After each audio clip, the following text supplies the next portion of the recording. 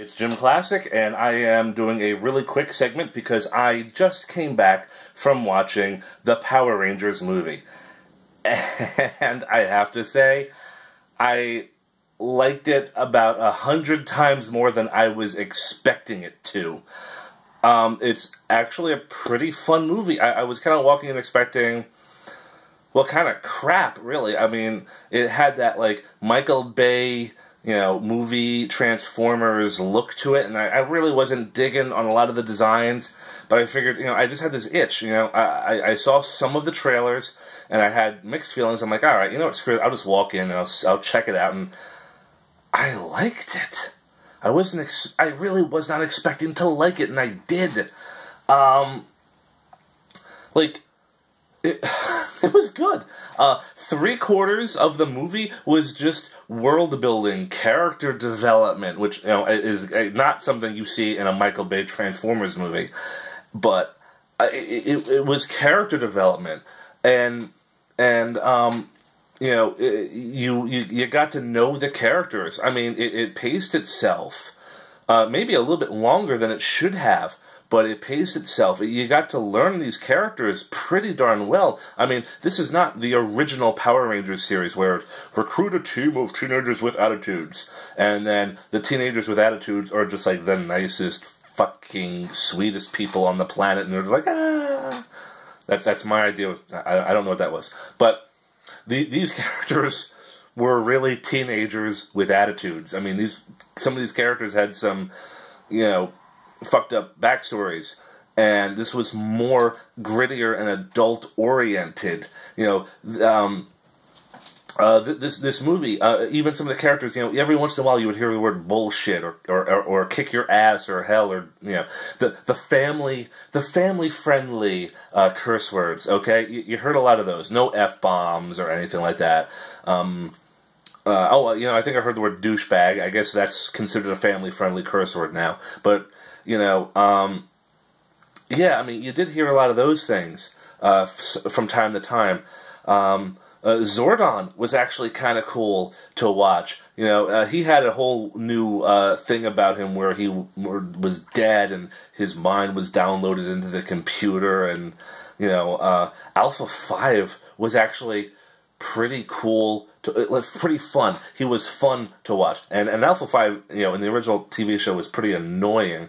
But the new Alpha 5, he had a good person. He had a fun personality. I keep saying good and great. No, he was a fun personality. He was kind of the witty, the witty smartass robot kind of thing. But he had personality. He had a likable personality, and it's like, oh, quick, this is good. This is fun.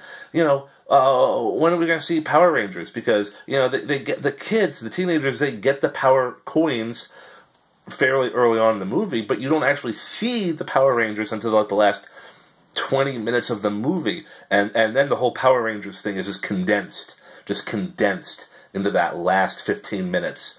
But, before that, it's just the character development. It is the Power Rangers training without their armor. Like in some cases, like kids probably would not appreciate this movie as much as the adults who grew up on Power Rangers would appreciate this movie. It's almost like Power Rangers has grown up with the 90s kids. That's kind of what this movie was. It was Jason, Zach, Billy, Trini, Kimberly, Rita, Repulsa, Zordon, and Alpha 5. The original core characters. And, oh my God, Rita Repulsa. This was probably the most disturbing and off-putting Rita Repulsa I've ever seen in my life. She was psycho scary, alright? She was just like a crazed, bloodthirsty killer. Like, you could just kind of tell, like, in those eyes, it's like, I'm gonna kill you. I don't know. She never said that. She never actually said that. But it's just crazy. She was just nuts, and you could tell she was nuts.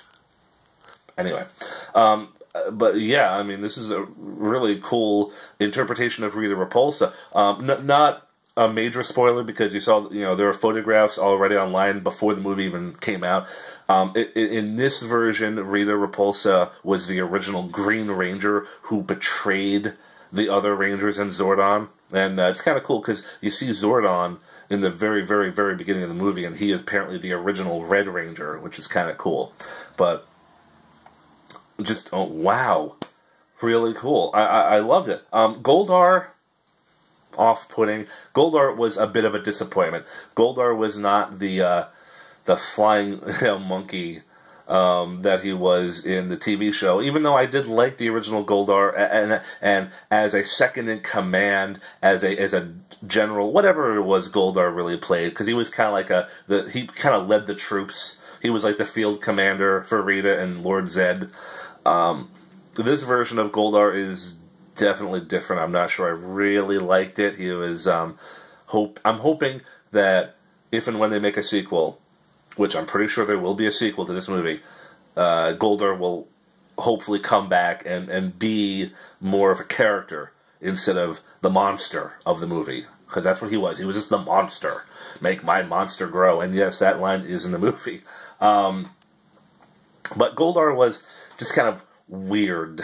The faceless, featureless gold monster. That's kind of what Goldar was. I don't even think there was a face there. It was just kind of like a void where the face should have been. Oh my god, I'm sorry. I just came from the movie. My brain is still kind of swirling with everything. This is the only review of the movie I'm really going to do, so that's why I'm just kind of just talking off the top of my brain here. My first initial, thoughts on the movie. The Zords. Okay, yeah. Moving on to the Zords. The Zords. You know what? I couldn't get too thrilled about the Zords. They were okay. This is where I'm talking about the Bayformers design aesthetic. They were very, very strange and off-putting. I'm not sure I actually liked the Zords. It was cool seeing them in action and moving around, but they did look like Bayformers, kind of like that twisted metal design that they have. And like the Mastodon had like 6 legs, and it didn't really have a trunk. It just had like a nose cannon kind of a thing. The Triceratops also I think had like 8 legs or something, but it still had like the crest and the horns and stuff. And the T-Rex was like this eyeless, like it almost the T-Rex almost looked like a red. It had like a xenomorph head. That's the word I'm looking for. It looked like a xenomorph head. Actually, the Pterodactyl Zord was pretty cool. It was just like, Kimberly was the air support, and, that was pretty cool. But, and Saber-Toothed Tiger, I never really got a good look at it in the movie. But, I mean, the Zords were okay. It was cool seeing them in action. I just didn't like their design.